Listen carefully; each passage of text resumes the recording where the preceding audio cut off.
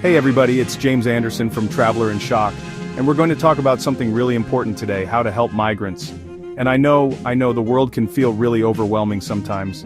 You see all these problems, big and small, and it's easy to feel like your voice, your actions, are just a drop in the ocean. But here's the thing. Oceans are made of drops. Welcome to our channel. Today we're diving into an important topic, 7 ways you can help migrants in 2025. Because the truth is, even small actions can have a ripple effect. When we work together, even in seemingly small ways, we can create a wave of change. From donations to volunteering, there are many ways you can make a difference.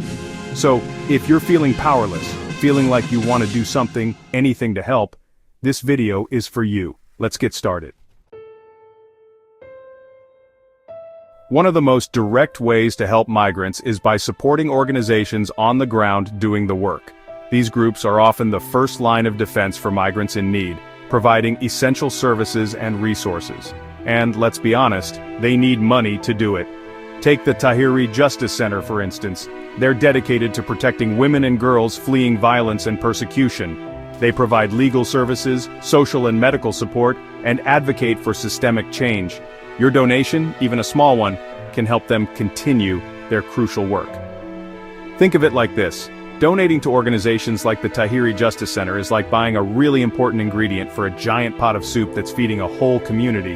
It might not seem like much on its own, but when combined with other ingredients it contributes to something much larger and more nourishing. But hey, maybe you're thinking, John, I'm a broke student, underemployed artist, or insert relatable financial struggle here. I can barely afford ramen, let alone donations. And I hear you.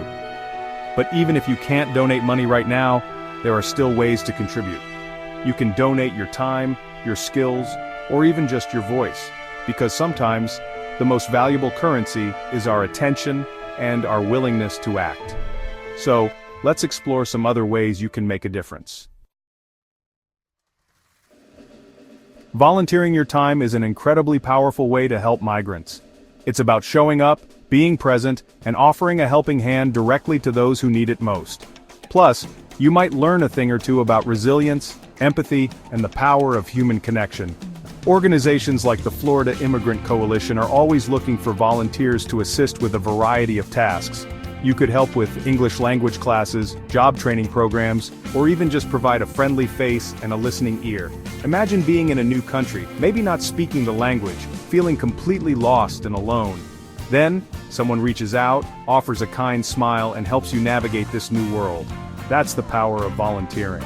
And the best part is, there's a volunteer opportunity for everyone. Are you good with kids? Volunteer at a shelter that houses migrant families? Are you a tech whiz? Help migrants access essential online resources. Are you a master chef? Okay, maybe not a master chef, but can you make a mean grilled cheese? Even that can bring comfort and a sense of normalcy to someone going through a difficult time. So, check out local organizations, browse their websites, and see what speaks to you. You might be surprised by how much you can offer and how rewarding it feels to make a tangible difference. Okay, I know what you're thinking. John, social media? Isn't that where we argue about pineapple on pizza and post pictures of our lunch? And yeah, sometimes it is. But it's also a powerful tool for raising awareness and mobilizing support for important causes. Think of it like this. Every time you share an informative post, sign an online petition, or call out misinformation about migrants, you're planting a seed. You're contributing to a larger conversation, challenging harmful narratives, and amplifying the voices of those who are often silenced. Start by following organizations like the UN Refugee Agency or the International Rescue Committee. They share stories of migrants, provide updates on the global refugee crisis, and offer concrete ways to get involved. And don't underestimate the power of your own voice. Share your thoughts, your concerns, and your hopes for a more just and compassionate world. Engage in respectful dialogue, challenge stereotypes, and remind your followers that behind the headlines, there are real people with real stories. Remember, social media can be a force for good. Let's use it to build bridges of understanding, empathy, and support for migrants around the world. Chapter 4. Now this one's for those of you who really want to open your hearts and homes. Hosting or sponsoring a migrant family is a profound act of generosity and solidarity. It's about providing a safe haven, a temporary home, for those who have been forced to flee their own. I know, it sounds like a big commitment. And it is. But it's also an incredibly rewarding experience. Imagine the impact you can have on a family's life by offering them shelter, stability, and a sense of belonging in a new country. Organizations like the U.S. Committee for Refugees and Immigrants, or USCRI, can connect you with families in need of sponsorship. They provide guidance and support throughout the process, ensuring that both the host family and the sponsored family have the resources they need. Of course, hosting or sponsoring a family isn't for everyone. It requires time, resources, and a whole lot of empathy. But if you have the capacity and the willingness to open your door to those seeking refuge, it can be a life-changing experience for both you and the family you welcome. Chapter 5. Provide legal assistance.